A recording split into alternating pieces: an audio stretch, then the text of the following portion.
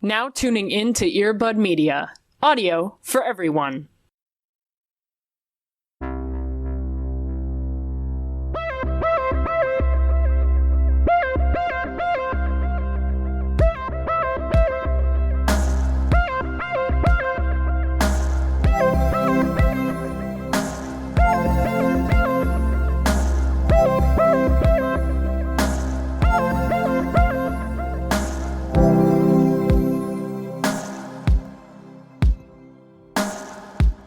We out here.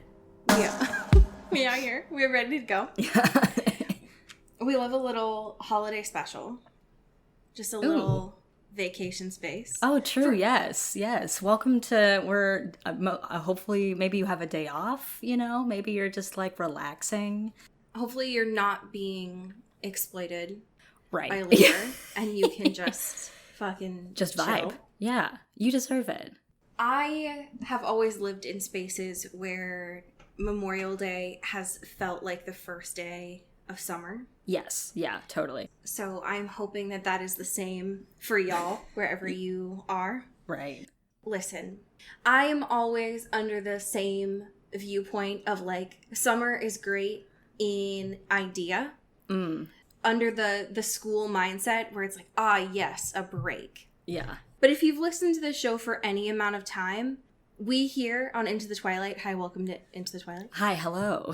We are an anti-summer space in fuck that heat mess. Yeah, we are two sweaty bonches. We can't do it. We can't. And two, like, vaguely translucent people. The It's sun not does gonna not vibe with us specifically, but the vibes, for sure.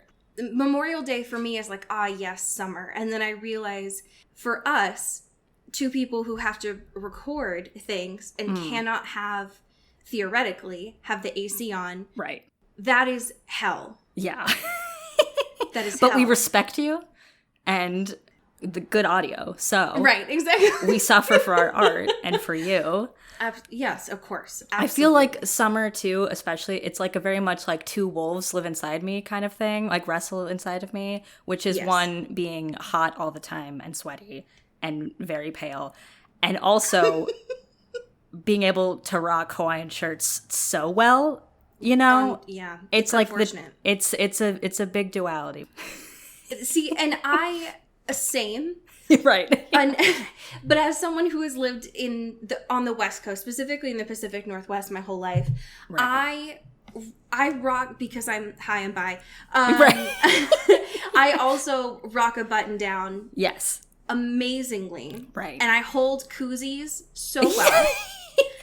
And I was meant to be under an umbrella of some kind. Right. But I max out at like 75 and breezy. Yes. Before my helicopter comes in and transports me away. Right. We are very much like the summer vibe is Margaritaville, but inside. Right. With many fans and air conditioning and cold beverages. I was meant to be fed frozen grapes indoors. Yes, with just like a big leaf fan. Yes. It's supposed to be sunny outside. Mm-hmm. I'm supposed to be inside. Right. Just viewing the views. Yes. Yeah. Anyways, welcome to Into the Twilight. Summer vibes. Summer vibes. Summer vibes. We're here. We're so excited for summer vibes. Everyone with all of their like corporation rainbow logos can get the fuck out. Yes. I hate it. I'm so tired of all of the discourse. It's gross. Yes. Cody, how are you doing?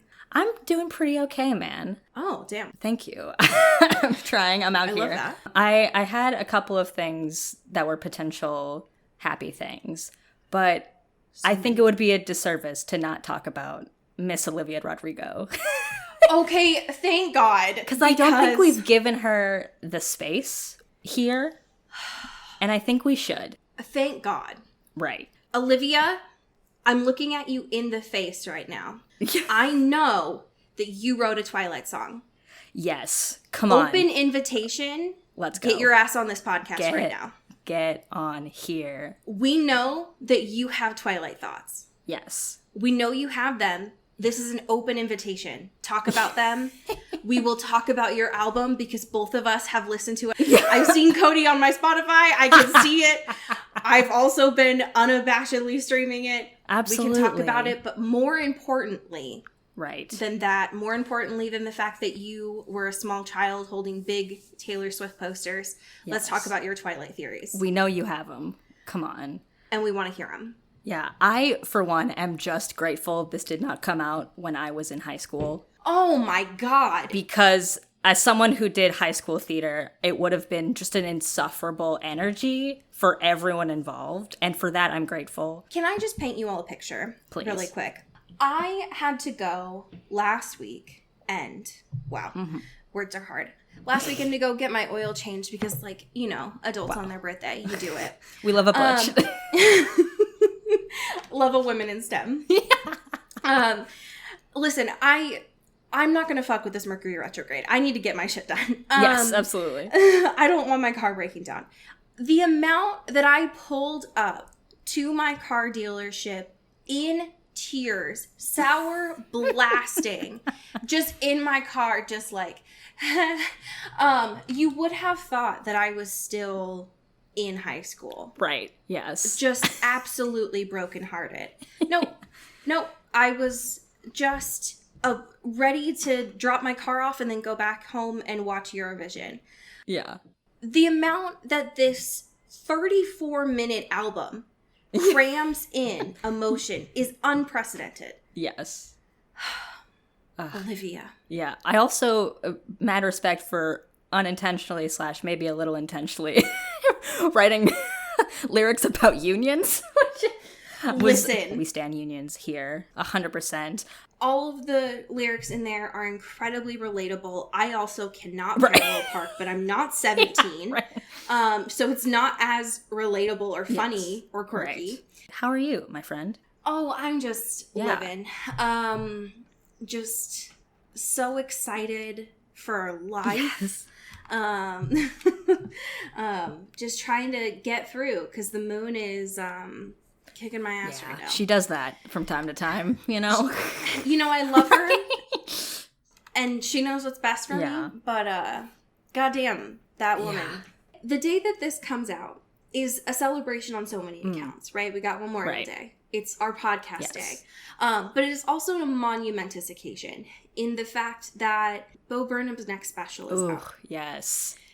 And I know that we briefly touched on this before. Yeah. But in anticipation of his new special coming out, I, yesterday, when we were discussing this, started my rewatch of his specials. Oh, nice. Yeah. Because I have only seen all of them through once. Oh, wow. Some of us had different coping mechanisms during that time. It seems interesting. Some of us used other people's Netflix accounts. True. And ripped most of their entertainment off of illegal methods. Oh, that was also my truth, yes. But anyways, so I watched, meaning that I watched what? Last night. Nice. For what I think was the second time. Who's to say?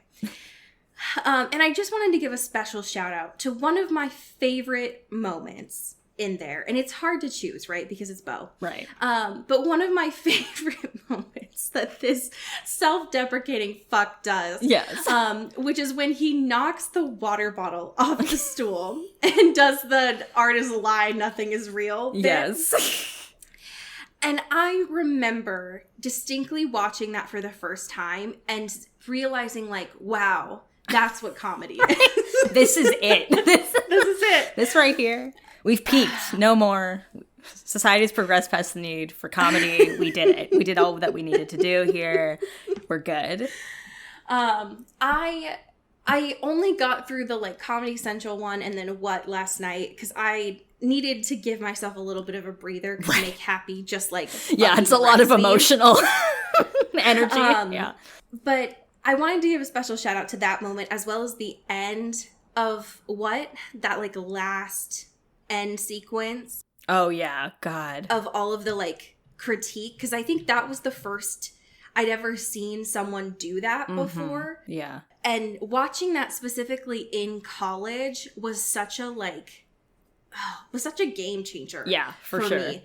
I didn't realize at the time why I resonated so much with someone saying the F slur. Right. I mean, like, wow, I wonder why that's like, interesting. Yeah. I guess I'll internalize that a little bit later. And I'll just keep that in my back pocket. Yeah, I'm just going to store that and think about that later. Whereas yesterday I was watching that being like, wait, what the fuck? Yep. Like, what? Anyways, but I just wanted to just put that out into the universe and say I'm incredibly excited to just cry immensely during that quote-unquote comedy special, right. Bo Burnham, that you're going to release. Because he is a gift. And I don't say that about a lot of white men. It's true. Yeah. God bless him. Yes. Thank you, Bo. Thank you, Bo. Also, what are your Twilight opinions, Bo? Bo, open invite. Could you imagine if he was like, I'm so glad someone finally asked me. Yeah, it's about time. Nobody bothered. Everyone here is a coward. But us? Nobody asked me when I was on YouTube. Nobody bothered to ask me when I was on Vine. Like, no. Just have so many thoughts. Anyways, we have 2 incredibly important pieces of news this week. Groundbreaking, I would say. I would say so too. Both of which are about Twilight, as we do here. Yeah. The first one has solved a mystery that we have had for 4 years on this show. Forever. We've been perplexed by this. People have been talking about this for, no joke, literally over a decade. Right. We've been wondering. I'm so glad that we finally have an answer to this question. So, Catherine Hardwicke, our lord, our woman, finally cleared up this mystery. It's been so long. It's been so long. And it wasn't something she initially had planned, but that was just something that Kellen Lutz had with him. Because that's the kind of man, he's a beef boy, he needs that protein, I guess, trying to get a little snacks in the day, you know? Just in a Ziploc bag of hard-boiled eggs, sure, why not? Absolutely normal to have on set, you know, probably working a lot, you know. Gotta get your little snacks in there. And Catherine thought that was so fucking funny that she said, all right, keep it. Put it in the shot. I hate this. Yeah. I hate it so much. If any of you are protein heads, you might be aware of ways that you might transport hard-boiled eggs. Yes. Some people might do so in a plastic container. Sure. Something that if you are moving around or on public transportation or in a car, they don't get squashed. Because nothing worse than a squashed hard-boiled egg. Right, yeah. Some might say like a squashed raw egg, but you know, Sure. others can be choosers. The idea that this man was having a Ziploc bag of a dozen eggs that he had to have around throughout this shoot, which was not probably like 30 minutes. It had to have been at least like a couple hours. Sure, right. For the consistency of the shot. Right. And they were no longer cold.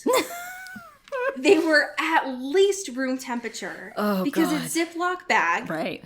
You are transporting body heat into it. The idea of that makes me want to die. Yeah. I hate it. Yeah. I hate it so much. It fits with Emmett's character. There's no doubt about that. Absolutely. But the fact that Kellen Lutz pulled up to set that day and was like, hey, what's up? I, as you can see, am a beefy bae. Right. And this beefy bae of myself needs a dozen eggs. I do appreciate, too, it's like, it's not like they didn't have craft services, right? Like, they had food on set. He's like, no. For me, I specifically need 12. My own eggs. 12 eggs, my personal eggs. I need to be respectful of other people on craft services. I don't want to take their hard-boiled eggs. Right. I will supply my own. Yeah, I must get these on my own. Oh my God. Hello? Wow. I hate it. Yeah. But now we know. I love you know? that Catherine Hardwicke, like, instead of causing a scene, instead of being like, no, Kellen, eat them all right now, was like, you know what, fuck it, like, it's fine. Eat them in front of me. One by one.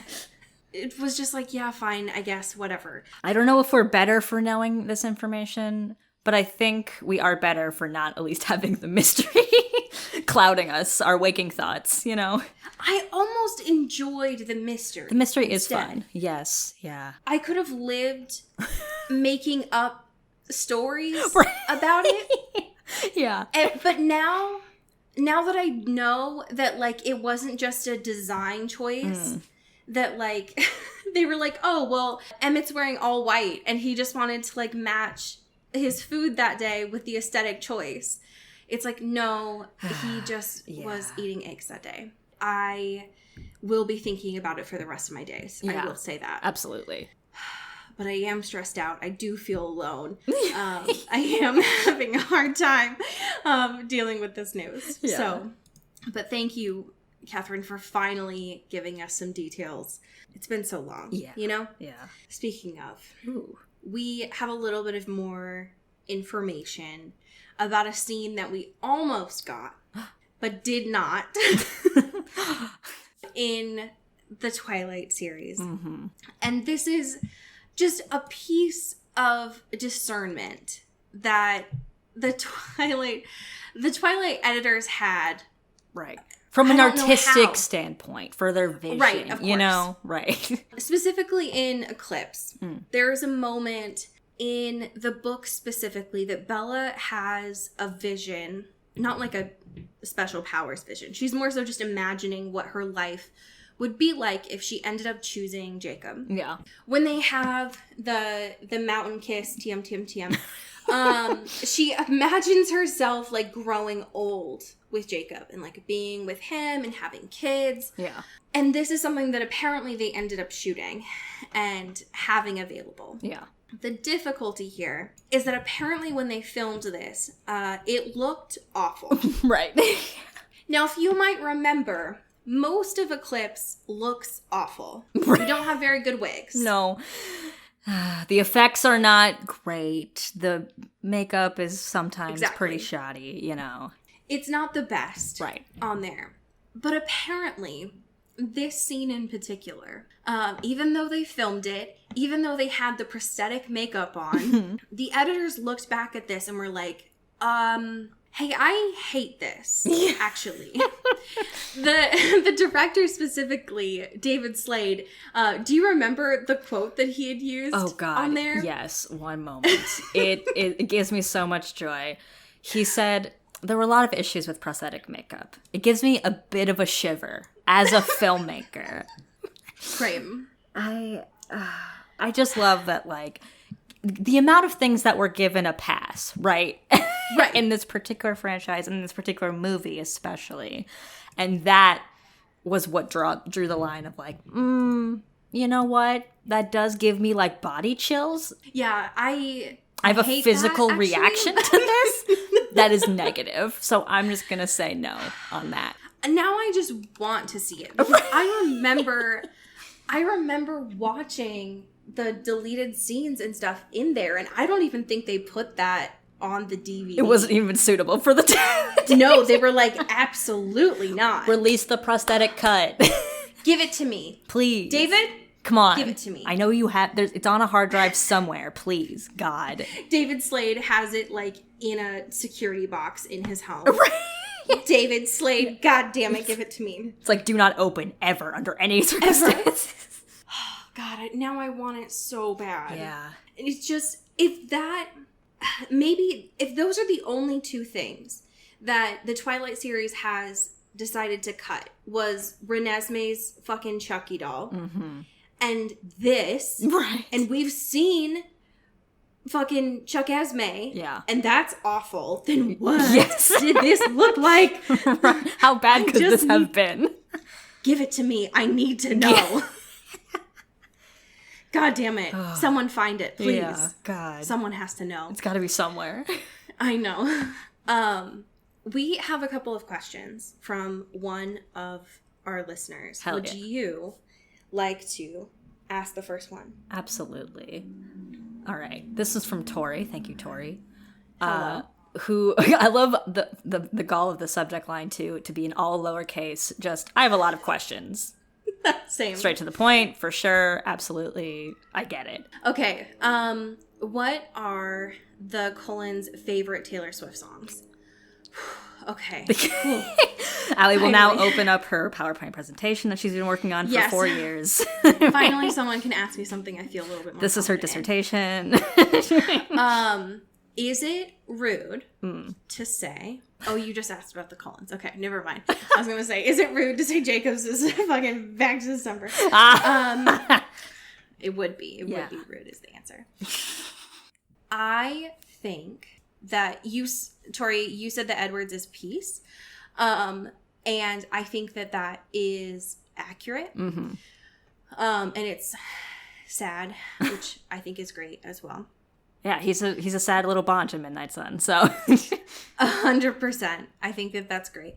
I have too many thoughts about this. What I will say is I think that honestly, wild card. Because the obvious choice is like, Emmett would like love Taylor Swift. Sure. Alice would like love Taylor Swift. But honestly, I think Jasper would love Taylor Swift. Yeah. As a like an emotional reset. Right. Yes. As a like, I can't deal with any of you, so I'm gonna just reset a little bit. Yeah, just a little connect to my inner breather, child. You know? Exactly. And one of the things that I personally headcanon, I would love to think that Carlisle listens to some Taylor Swift. Oh yeah. Wow. Fucking from decompressing from his very intense job. From his really intense job. Okay, last question here. Your turn. Ooh. What are your big threes? I'm so excited. I think it's been a while since we talked about this. Yeah, let's do a little astrology recap. Cody, what are your big three? I am a Cancer sun, a Virgo moon, and a Capricorn rising. And I'm sorry. Yeah, I'm just also gonna apologize right away. Right. Which is yeah, I'm a Gemini sun. I'm a Scorpio moon. And I am a Scorpio rising. Oh. And yeah, I'm sorry. Yeah. Hopefully that makes a lot more sense for y'all. Yeah. Hope that clears some things up. Our dark, twisted minds. Every time that I remember that you have a fucking Earth moon and an Earth rising, I'm just like, what it must be like to live in that brain. Sounds exhausting. Listen, we do share a brain cell, so it's true. You can visit it anytime you want. I will not. I will just send it through the mail. I will send it through the mail. Okay, we have a Twilight backstory here. Hell yeah. That I greatly appreciate. This is from one of our patrons, Cassandra with 2 S's. Nice. What I appreciate from Cassandra is that they don't send any bullshit. It just says Twilight backstory and then we get into the bullshit. I love it. No preamble. And no preamble, no fluffy, like, I love it. All vibes. Okay. Love it. So Cassandra says, I was 13 years old. I love it. The only reason I saw the movie Twilight was because my friends at the time were always talking about how great it was. I love the skeptic energy. Yeah. Also, a girl in my math class got her Twilight book back after it was confiscated by a teacher because we went to a Christian school. Oh my God. And Twilight was considered, quote, unholy content. Stop. TM. Cassandra, I'm going to need more stories from this school, please. Oh my God. Wanting to know what the hell my friends were talking about, I begged my parents to take me to see Twilight. Finally, in January 2009, we went to the only theater in Alaska. Cassandra, you're from Alaska? Whoa. We're learning so much. Oh my God, this is so much. We went to the only theater in Alaska that was still showing Twilight, and 2 hours later, we went to Barnes & Noble, and I bought the first book. Holy shit. Okay. To say my life changed forever would be a vast understatement. I read the rest of the series, the Midnight Sun manuscript, the Bree Tanner novella, the graphic novels. Oh my God. Listened to Stephenie Meyer's playlist, which made me an Evanescence fan. Yes. Read all the outtakes multiple times. I made my parents make a Costco run just so I would be able to get the Twilight jewelry box. Stop. Because my spoiled ass was so convinced if we didn't get there right when it opened, it would be sold out. Not the Costco exclusive. Cassandra. My obsession with Twilight was my personality trait. I'm getting that tattooed on me. Yes. My sweet, sweet grandma took me and my best friend at the time to see the rest of the movies since neither of us could drive. Could your grandma drive? Okay, by the time I graduated high school, my obsession over Twilight was virtually non-existent and became a dirty little secret. I never thought about the series again until Stephenie announced she was finally publishing Midnight Sun. Suddenly, my mind was flooded with memories of vampires, werewolves, and fuck Mike Newton. I was reminded of the simpler times when my only worries were passing my civics final and wondering when the next chapter of Bella time traveling to 1918 fan fiction was going to update. I decided to once again embrace my love for this unholy content, TM, because in the words of General Marbles, life is short, but also like terribly and unsufferably long at the same time. Get bit and get whipped. Cassandra B. Wow. Cassandra, you've lived such an important life. Just so many rich tapestries here. The idea that you went to Christian school in Alaska. Wow. Is a whoa.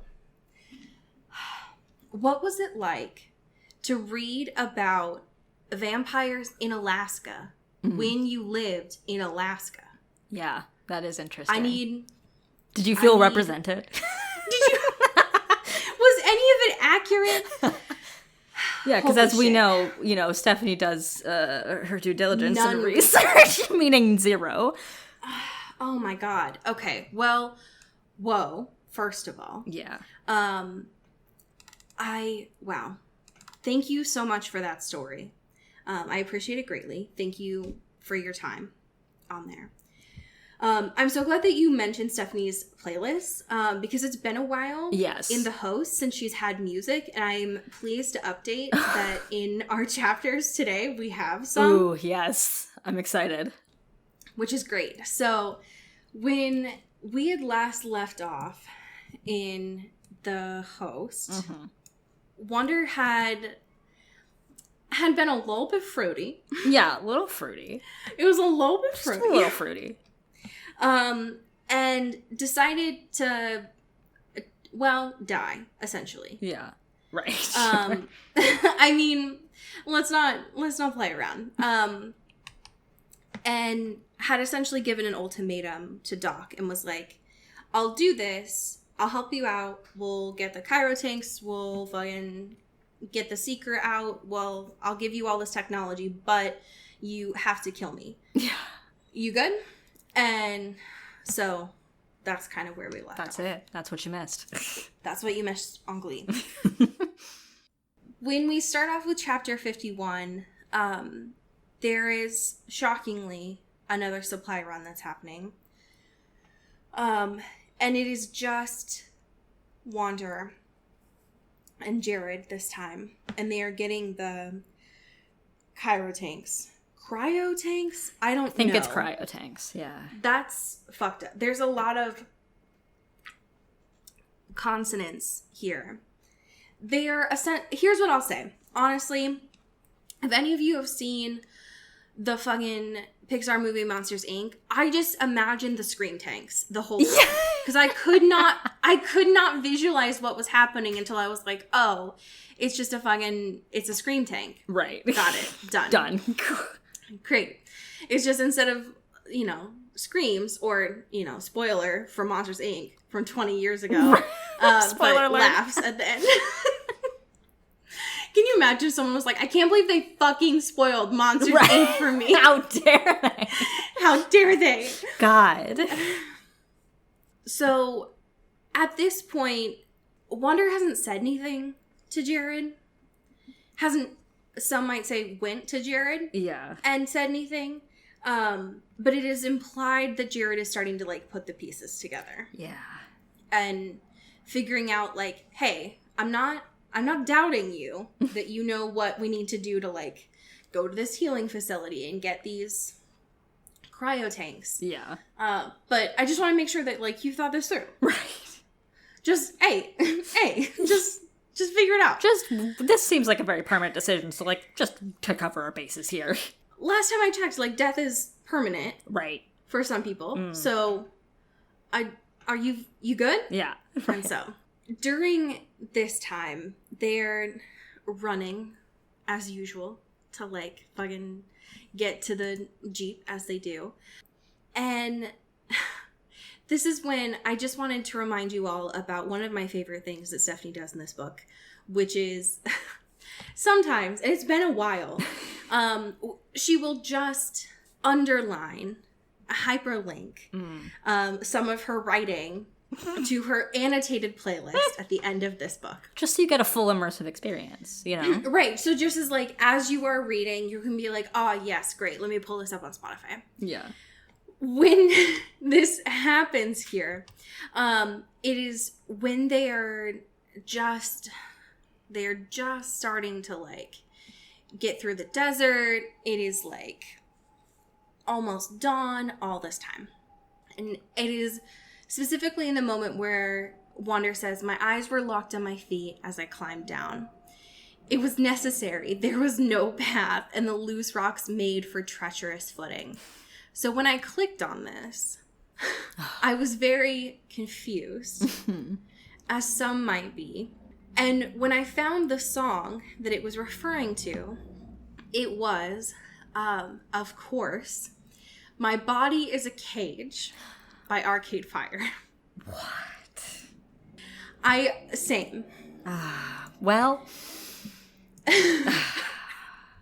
So if you just wanted to kind of know, like, where Stephanie's headspace is with her so subtle messaging at this time, that's where we're at. Yeah, and just another check mark on the Stephanie Meyer so close to having a conversation about gender in this universe check mark. Oh, you can just mark that off real quick.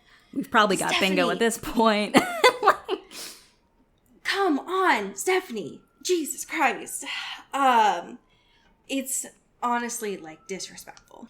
Anyways, so when they finally get to the Jeep, it's like, well, we needed to get out because, like, we don't want the fucking Seekers to see us in the middle of the day, but we can't just go, like, steal these tanks in broad daylight. So we have some time to kill, essentially. Yeah. So we might as well just, like, sleep. And before they sleep, there's a little bit of, like, conversation that happens between Jared and Wander, which gives a little bit of a backstory that I think was, like, I would say was obvious, but I think was helpful for Wander to know, which is Jared explaining why some of the community members were treating the Seeker differently than Wander. And him saying they didn't want to feel like monsters. Not again. They're trying to make up for before, only a little too late. Right. And with the wrong soul. Yeah. And Wander was like, oh. So okay. y'all were doing that for me, not for, okay, shit, got it. Cool. All this time I had all this internalized self-loathing because I thought you all hated me. Cool, so I was feeling jealous, but y'all, okay, got it. Great. Good to know. And then there is this moment where they're, like, embracing as they fall asleep. And you might be thinking, like, hey, it's been a minute since we have heard from Melanie. You might think while Jared is embracing Wanda, Melanie would be, you know, screaming, saying anything during this. Yeah. And there is nothing from Melody. That is important.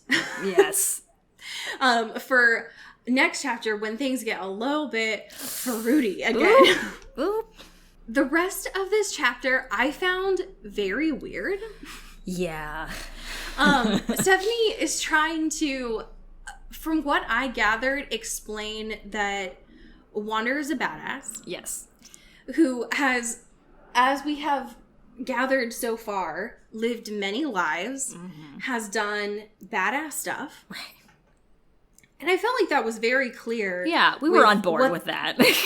Right, exactly. Like, especially with how much they have done in the fucking cave community and, like, sharing all these stories and lecturing before. I felt like this was pretty clear. Yeah.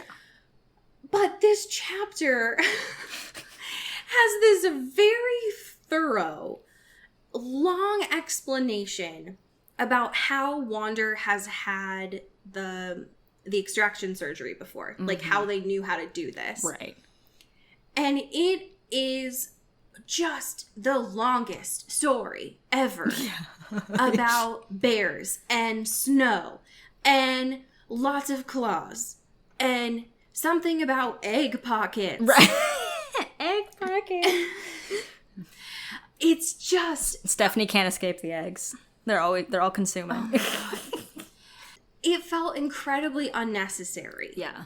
And it went on for so long. Yeah, I thought we were done with the meandering and the stories that don't really serve any real purpose. This book is 650 something pages. Like, we can... Yes. All right, we can keep it moving here. I agree. Especially because of the fact that, like, this chapter continues on with a story about how this extraction surgery has been done before. Right. And it's like, Wander could have just been like, oh yeah, like I saved a friend before. Right. Cool. But no, Stephanie's like, oh, I must build this world. Wander's a storyteller. They have to paint a picture. Otherwise, we wouldn't understand what that experience was like. It was so unnecessary. And it went on for the rest of the chapter. It was exhausting. But those bear claws, you know. It was just wild. Anyway, so chapter 52 starts and it's titled Separated. So like, I wonder what this is about. Interesting. They end up getting to the healing facility, or they like skip through the whole thing. Like they get the fucking cryo tanks. Right. They get like 10 of them.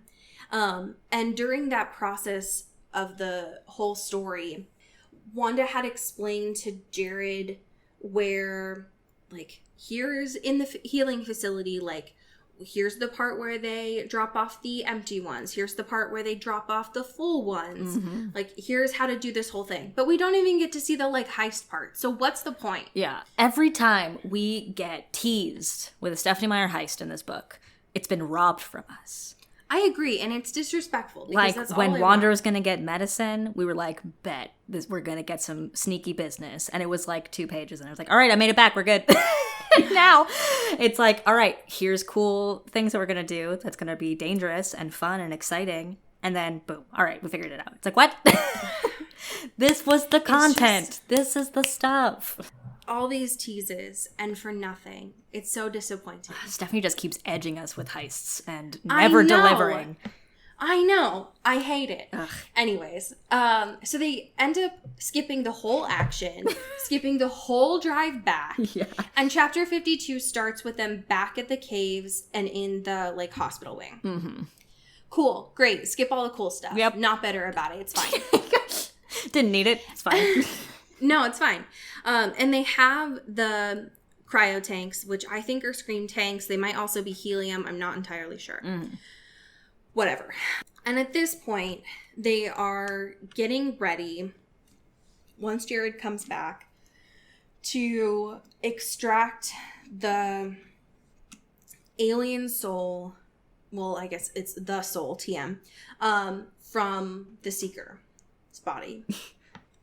They are getting ready for this anyways. And this is the point when they are waiting for Jared to get back that Wanda's like, wait a second.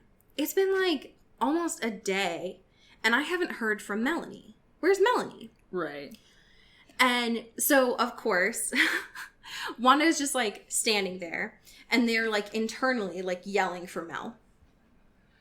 And so now there's just like this fight between them that's happening because finally like Melanie responds and she's like, what do you want? Mm-hmm. What?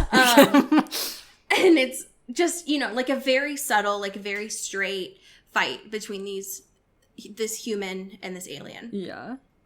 And Melanie is like, I'm just going to disappear. Like, if I just disappear, then you can't die because there will be no one to like exist in this body. So fuck your plans. Sorry. Wander's like, excuse me? Hello? Like, don't you want to go back to Jared? What about your brother? Like, what is your like long-term plan? Yeah. Here? What's the end goal, man? And Melanie, again, very straight, says, yes, but like, I do want to see them, but, I find myself unable to be the death of you, Wanda. I can't stand it. And this is when Wanda starts crying. Yeah. Mm. And then Wanda says, love you too, Mel. Stop. Love you too. Stop this. I wanted to throw my phone into the street. Stephanie. Steph, hey, can we be real for a second, please? Could you imagine? Stephanie? Are you kidding me? This isn't even just a little fruity. This is Stephanie. Quite fruity. This is a fruit basket. This is like taste the rainbow. This is fruit of the loom.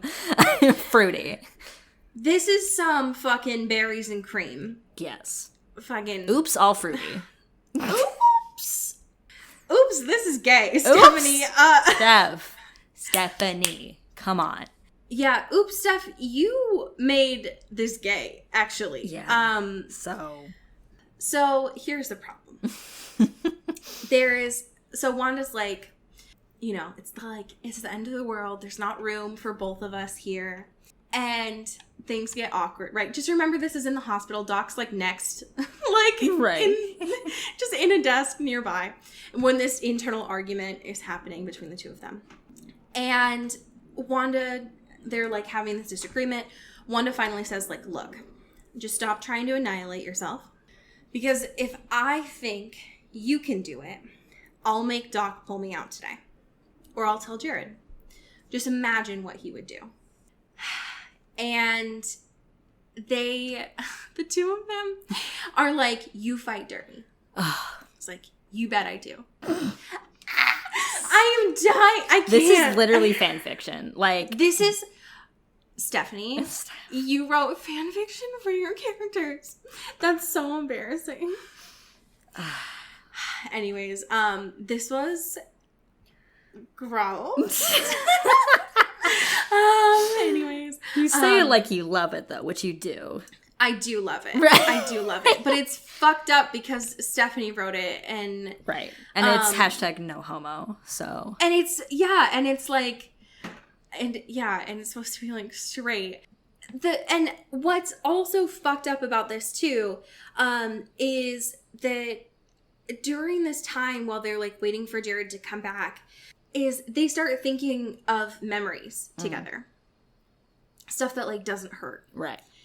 So they were thinking of like Wanda's memories first, stuff like the ice castles and night music and colored suns, and stuff that was like fairy tales to Mel. Mm-hmm. And then Mel told fairy tales to Wanda, like actual like glass slipper, poison apple, like mermaid fairy tales. Folks, I'm dead. I'm gone. I can't do this anymore. Come on. How is this straight? Come on. How is this straight? This can't be straight. I need like a red button like they do in America's Got Talent, but I need it to say this is not straight. No, not straight. This doesn't this is not straight. And just, I know this is not part of the book per se, but the fact that Saoirse Ronan is Wanda / Melanie in the movie, when she is, everything she does is coded K. Literally. Like, that's her whole thing. I need it. I can't believe that after this, we are watching this movie. If they take out this stuff, I'm going to lose it. I'm going to craft a petition for this, decade-old movie. Okay, so I'm so glad that you brought this up because I completely forgot to talk about this. Ooh, yes. I saw today, and this is something I completely did not know about when I read this the first time, because I don't remember anything about when I read this the first time. Apparently, there was, Stephanie always does this, there was supposed to be a sequel to this. Oh. As usual, right. in the infamous 2008, when everything went to shit for Stephanie, apparently. Yeah. Apparently, she said in March of 2008 that there was a sequel to The Host that was, quote, almost done. As she usually says. Right. She's famous for saying it's almost done while starting up the project. Literally. And apparently in that interview, she said... She said that in that interview, that if it was published, the first sequel to The Host would be titled The Soul. And then the second sequel, hi, that's not how that works. Right. Would be titled The Seeker. Hello, Stephanie. Where are those? She had a whole trilogy planned out for this. A whole trilogy. What? That just like... Where did those go? And she's like, no, you know what? I'll write The Chemist. Why not? You know, that's it. Yeah, my other trilogy that I have planned that's just gone for sure. somewhere.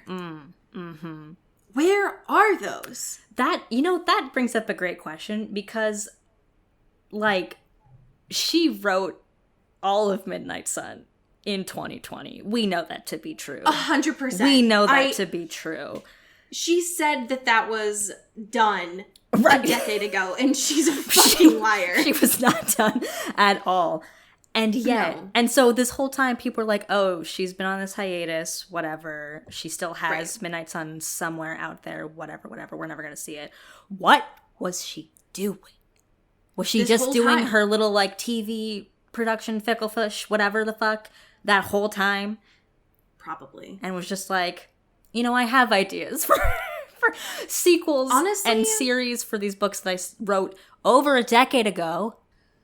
I have two theories. Either she put all of her belief into The Host. Right. And was like, yeah, I have a whole trilogy planned for it. And then people were like, what is this? Right. Then it kind of flopped a little. Yeah. Mm-hmm. Right. And then she was like, no, I was just joking.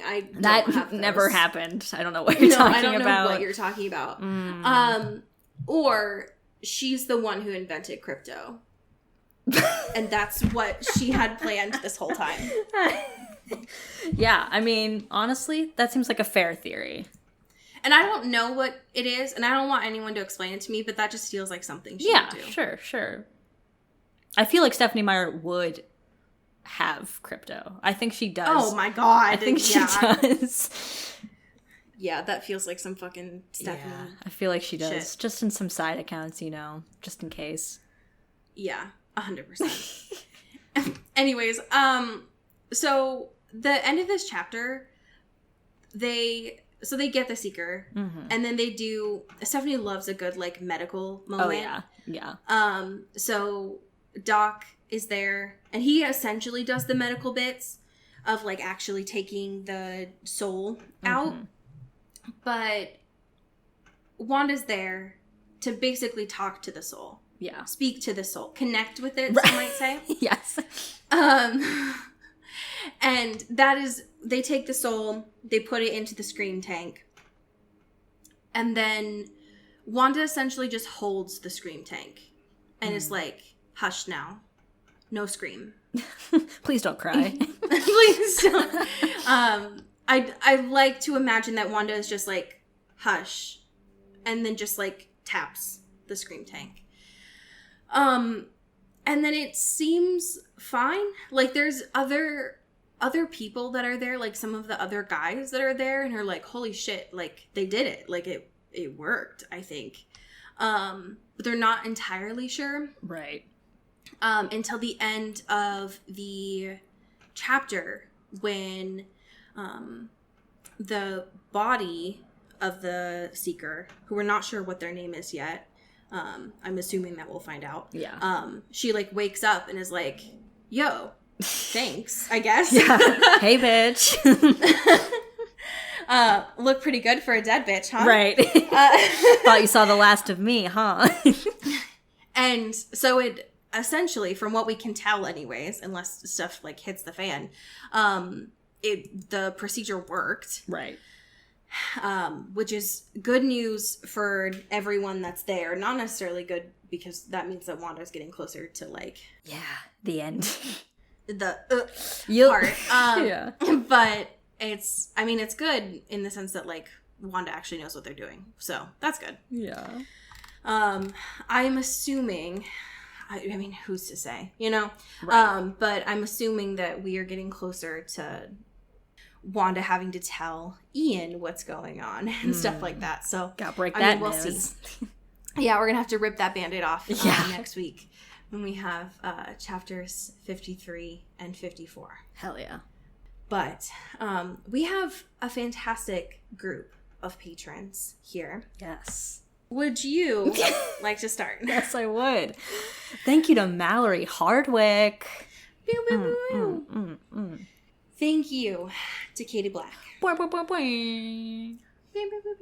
Shout out Kylie Minty. Thank you to Alex Dornan. Boing, boing, boing, boing, boing. Shout out Carrie Goldberg. Thank you to Mickey Meyer. Boing, boing, boing, boing. Thank you to Rebecca Cullen. Thank you to Mulch Gray. Mulch. Shout out Taylor Brown Town Lautner. Hell yeah. Thank you to Jasmine Anastasia. Woo! Yeah. Shout out to Bailey Christian. Yes. Thank you to Jay Molina. Ooh. Thank you to Cassandra Bomer. Yeah. Yes. Thank you to Toussaint Wanderer. Ooh. Thank you to Kristen Strider. Thank you to, oh shit, Julia Stewart. Thank you to Megan Pattinson. Yeah. Thank you to Cassandra O'Shea. Ooh. Woo. Thank you to Rachel Seeker, newest patron. Woo, woo, hello. woo, woo, Welcome. woo. Thank you to Maddie Fashionelli. Thank you to your mom, my mom, our moms. Kelly Beck. Hello, Kelly Beck. Ooh. Team Jacob Trader. Yeah. Damn. Thank you to Sophia Salinger. Thank you to India Peach. Thank you to Casey Yorkie. Shout out Sarah Blythe. Oh. And last, but certainly not least, thank you to Laura Forty.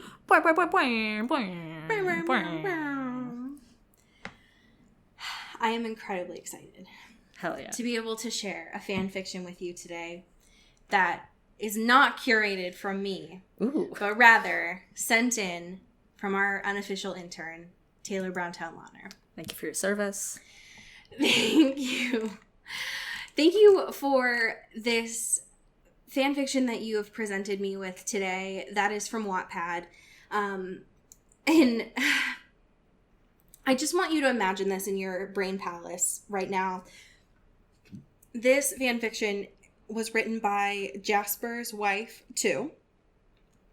It is titled The New Girl, Edward Cullen's Story. I don't understand how Wattpad works. But from what I can tell, is incredibly popular. This is a very popular story. It has been read over 1 million times. It is 4 hours long. It is incredibly is so important. As I am reading through this section is called Talking to the Family, and it's from Edward's point of view. It is about a character called Amelia. And while I am reading this section to you about Amelia, who's a hybrid vampire, whatever that means, I just want you to know that throughout each of these chapters, there have been polyvore outfit curations. Wow. So, and it has brought me back. So just know that's the kind of story that we are reading right now. Yeah. To really just kind of get you into the space. Nice. Okay. Got it. So that's where we are at. Yeah. Okay. After a few minutes of playing, I hear Alice walking near me. Yes, Alice. Carlisle wants to see us. We both ran downstairs and went straight to the living room. I took a seat on the couch. What's up, Carlisle? Well, I found out more about vampire history. There are 2 types of vampires in our world. Us, we can go out in the sunlight and when it's raining. But the others that can't, they're the ones that want Amelia dead. And there are some werewolves that are still alive. I know, I said. 3 of them attacked Amelia in Port Angeles last night. And I also know why they want her dead. I looked around and saw everyone looking at me with a worried look, especially Rosalie. Why, son? It's because she is a hybrid, half vampire and half wolf. Well, not our type of vampire, but the other type. And I know this because she was about to fight those awful creatures. What did she look like? Jasper said. I smiled when I heard this in his mind about his curiosity. I stared at him. Her purple hair turned pitch black. Her skin turned paler than ours. She had claws. Her teeth were sharp, and her eyes are what got me. They were all black, but had blue in the middle of them. They all looked shocked, but what I told them next didn't really shock them. I'm going to break up with Bella. Why? Esme said. Because I'm in love with Amelia. I just don't know when I'm going to do it. End scene. Wow. So there's just a lot to unpack. Yeah, for sure. But Damn. I do think that knowing their outfits really helps. Colors the whole thing. Yeah. Oh, for sure. Knowing their Victoria's Secret body spray in those polyvore curations really helps me be in the moment. Yeah, it really takes me there, you know. So thank you for that fan fiction, because I would have never found that on my own. Wow. Or bothered to have read that far. Yeah. So, God bless you. Thanks for being here. Enjoy your holiday, aka celebration of Bo Burnham and also Olivia Rodrigo. Yes. More importantly. And as we say here in the Pacific Northwest, Get bit. and get whipped. Woo. Woo! Into the Twilight is an Earbud Media production. Our theme music is by Eli Krauss, and our artwork is by Maddie Padilla. Follow the show on Twitter at Into the Twilight, and support us on Patreon at patreon.com/intothetwilight. Send us an email or a fanfiction at intothetwilightshow@gmail.com. You can find Allie at Into Wild Places and me at Cody Currow.